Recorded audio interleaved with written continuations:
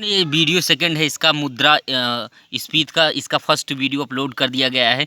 तो इसका second part हम आपको बता दें कि इसमें फर्स्ट पार्ट में बताया कि एक मुद्रा क्या चीज़ है, ये क्या अलग अलग देश का जो मुद्रा होता है उसकी पहचान होती है, मुद्रा से ही जाना जाता है। तो अर्थव्यवस्था में मुद्रा धन का सर्वाधिक स्वीकार किया जाने वाला रूप है, जो वस्तुओं और सेवाओं के विनिमय के माध्यम के रूप में प्रयोग की जाती है। प्रत्येक देश की एक विशेष मुद्रा होती है जो वहाँ की सरकार द्वारा प्रत्याभूत होती है। जैसे अमेरिका की अलग डॉलर है, ब्रिटिश का पाउंड होता है, यूरोप का यूरो, भारतीय का रुपया होता है। विश्व के अधिकांश देश की मुद्रा उस देश के केंद्रीय बैंक द्वारा जारी की जाती है। जैसे भारतीय मुद्रा भारतीय रिजर्व बैंक के द्वारा आरबीआई द्वारा की जाती है। मुद्रा की उत्पत्ति विनिमय के सर्वमान्य माध्यम के रूप में हुई है। मुद्रा वह वस्तु है जो सभी प्रकार के लेन देन में भुगतान के माध्यम के रूप में प्रयुक्त की जाती है। वर्तमान में सभी समकालीन मुद्राएं क्रिएट प्रणाली यानी फाइट सिस्टम पर आधारित होती है। तो फाइट करेंसी क्या है? सरकार द्वारा कानूनी रूप से वैध घोषित कोई मुद्रा जिसका अपना मूलभूत महत्व नहीं होता है, ऐसी मुद्रा को क्रिएट मुद्रा कहते हैं। जैसे अमेरिकी डॉलर या भारतीय रुपया। अमेरिका का जैसे मुद्रा है डॉलर है, उसकी पहचान भारत का रुपया है। इसके मूल्य का निर्धारण सरकार द्वारा किया जाता है, जो एक कानूनी विधा यह देश के परिसर के भीतर भुगतान के रूप में स्वीकार किया जाता है। कोई भी वस्तु जो सभी प्रकार के व्यवहारों यानी जिसमें ऋण भी सम्मिलित को पूरा करने में तथा भुगतान के माध्यम के रूप में सामान्यतः स्वीकार की जाती है, उसे मुद्रा कहते हैं। मुद्रा का निर्गमन यानी उस इशू सरकार व केंद्रीय बैंक द्वारा जारी किया जाता है। मुद्रा का अभिप्राय मात्र नोटों व सिक्कों से न होकर उन सभी वस्तुओं से है जो भुगतान के माध्यम रूप में सामान्यतः स्वीकार की जाती है। मुद्रा का इतिहास हम आपको बता दें, हिस्ट्री ऑफ करेंसी का। सभ्यता के आरंभिक दौर में लोग अपने उपयोग से ज़्यादा उत्पादित वस्तुओं को दूसरे को बांट देते थे और उसके बदले में उनसे अपनी आवश्यकता की वस्तुएं प्राप्त करते थे। तो प्रारंभ में चूँकि समाज बाजार तथा राज्य छोटे होते थे, इसलिए वस्तु विनिमय की प्रणाली व्यवहारिक तो रूप से संभव थी, परंतु समय के साथ समाज बाजार एवं राज्यों के आकार में वृद्धि हुई। वस्तु विनिमय प्रणाली अब व्यवहारिक हो गई तथा वस्तु का मूल्य निर्धारण करने के लिए एक मानक की आवश्यकता महसूस की गई। इसी मानक के रूप में मुद्रा का जन्म हुआ। ध्यान, प्राचीन भारत में मुद्रा को राज सत्ता का प्रतीक माना जाता था। यद्यपि इसका जन्मदाता व्यक्ति अथवा संस्था कौन था, इस संबंध में सटीक जानकारी उपलब्ध तो नहीं है। अनुमानतः व्यापारी वर्ग ने आदान प्रदान की सुविधा हेतु सबसे पहले सिक्के तैयार करवाए होंगे और प्रारंभ में राज्य इसके प्रति उदासीन थे, परंतु समाज के साथ सिक्कों पर राज्य का पूर्ण नियंत्रण स्थापित हो गया। प्रारंभ में मुद्रा को सोने व चांदी के सिक्के के रूप में प्रचलित किया गया, परंतु धीरे धीरे कागजी मुद्रा के साथ मिश्र धातु यानी कि एलॉय मेटल को सिक्के बनाने के लिए प्रयोग किया जाने लगा। वर्तमान युग तो प्लास्टिक मुद्रा अथवा ई मुद्रा का युग है, जो बैंक में खाता धारकों के क्रेडिट या डेबिट मुद्रा के रूप में मुद्रा का इलेक्ट्रॉनिक हस्तांतरण है। अतएव मुद्रा की उत्पत्ति विनिमय को सुविधाजनक बनाने की आवश्यकता से संबंधित है। तो मुद्रा का क्रय यानी कि परचेजिंग पावर ऑफ मनी।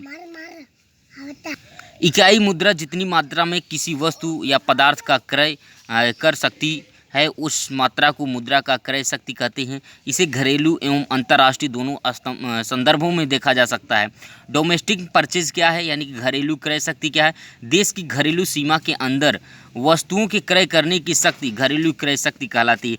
और दूसरा क्या है? अंतर्राष्ट्रीय शक्ति क्या है? International purchasing power. घरेलू मुद्रा की किसी अन्य देश में वस्तुएं एवं सेवाओं के क्रय करने की क्षमता अंतर्राष्ट्रीय क्रय शक्ति कहलाती है। यह प्रत्येक देश के संदर्भ में अलग अलग हो सकता है। तो ध्यान देना स्टूडेंट, मुद्रा एक वास्तविक मुद्रा होता है, दूसरा स्वीकार्य मुद्रा। वास्तविक मुद्रा दो है, एक धातु मुद्रा होता है, दूसरा कागजी मुद्रा होता है। और धातु मुद्रा मानक मुद्रा का और इसको प्रतीक मुद्रा या सहायक मुद्रा भी कहते हैं। और कागजी मुद्रा क्या है? प्रतिनिधि मुद्रा, परिवर्तनीय मुद्रा और परिवर्तनीय मुद्रा और आदेश मुद्रा होता है।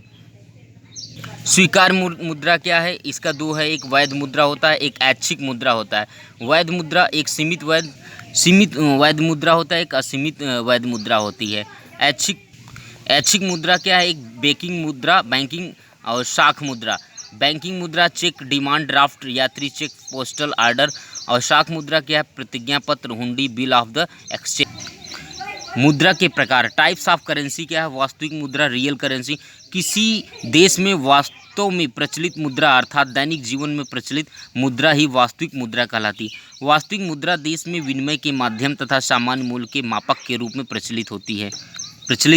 इसे अर्थात मुद्रा या साधारण मुद्रा भी कहते हैं। भारत में प्रचलित नोट एवं सिक्के के वास्तविक मुद्रा के उदाहरण हैं। एक तो भारत में नोट होता है, दूसरा सिक्का होता है। तो मेटलिक यानी कि धातु मुद्रा क्या है? जब मुद्रा किसी धातु विशेष से निर्मित होती है तो वह धातु मुद्रा कहलाती है। यानी सिक्के धातु मुद्रा के उदाहरण हैं। धातु मुद्रा को मानक मुद्रा, प्रतीक मुद्रा या सहायक मुद्रा के रूप में वर्गीकृत किया गया है। तो मानक मुद्रा क्या है? Standard currency. मानक मुद्रा वह मुद्रा है जिसका मूल्य वस्तु के रूप में गैर मौद्रिक उद्देश्यों के लिए भी उतना ही जितना कि मुद्रा के रूप में उसका मूल्य है। मानक मुद्रा को धारक चाहे तो पिघलाकर धातु के रूप में प्रयोग कर सकता है, क्योंकि इसमें धातु का मूल्य उतना ही होता है जितना उसका मौद्रिक मूल्य है। इसलिए मानक मुद्रा को पूर्ण मूल्य मुद्रा भी कहते हैं। ध्यान देना स्टूडेंट, मुख्यतः मानक मुद्रा के सिक्के के रूप में होते हैं। मानक मुद्रा सिक्के के रूप में होते हैं। भारत में वर्ष 1835 से 1893 के मध्य प्रचलित 1 रुपये का सिक्का मानक मुद्रा था। 1835 से 1893 के बीच में। प्रतीक मुद्रा यानी सिंबॉलिक करेंसी क्या है? प्रतीक मुद्रा वह प्रतिनिधि मुद्रा है जिसका वास्तविक मूल्य, रियल वैल्यू, उसके अंकित मूल्य से कम होता है। वर्तमान में भारत प्रचलित 1 रुपया का सिक्का प्रतीक मुद्रा है। यदि उसे पिघलाया जाए तो प्राप्त धातु का मूल्य 1 रुपये से कम होगा। यानी दूसरा क्या है? हेल्पिंग करेंसी, सहायक मुद्रा। सहायक मुद्रा का कार्य प्रतीक मुद्रा की सहायता करना है। 50 पैसे यानी 10 रुपये तक के सभी सिक्के जो भारत में प्रचलित हैं वे सभी सहायक मुद्रा हैं। कागजी मुद्रा, पेपर करेंसी। कागजी मुद्रा विशेष प्रकार के कागज़ पर लिखा यानी कि प्रतिज्ञा पत्र होता है, जिसके माध्यम से निर्गमन अधिकारी धारक को उस पर अंकित राशि देने का वचन देता है। कागजी मुद्रा को 4 भागों में वर्गीकृत किया गया है।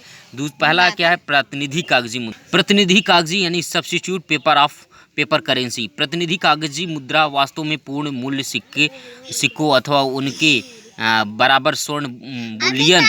प्रतिनिधि कागजी मुद्रा वास्तव में पूर्ण मूल्य सिक्कों अथवा उनके बराबर स्वर्ण बुलियन की माल गोदाम रसीद है जो प्रचलन में होती है। इसे प्रतिनिधि पूर्ण मूल्य मुद्रा भी कहते हैं, क्योंकि यह सरकारी खजाने में रखे स्वर्ण सिक्कों अथवा बुलियन से पूर्णतया समर्थित होती है। परिवर्तनीय कागजी मुद्रा यानी कन्वर्टेबल पेपर करेंसी।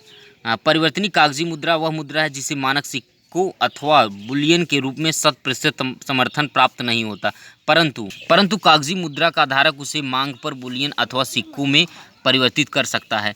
प्रतिनिधि और परिवर्तनीय कागजी मुद्रा दोनों में इतना ही अंतर होता है कि प्रतिनिधि कागजी मुद्रा को मानक सिक्कों अथवा बुलियन का पूर्ण समर्थन प्राप्त होता है, जबकि परिवर्तनीय कागजी मुद्रा को उनका पूर्ण समर्थन प्राप्त नहीं होता है, परंतु दोनों ही प्रकार की कागजी मुद्रा परिवर्तनीय होती हैं।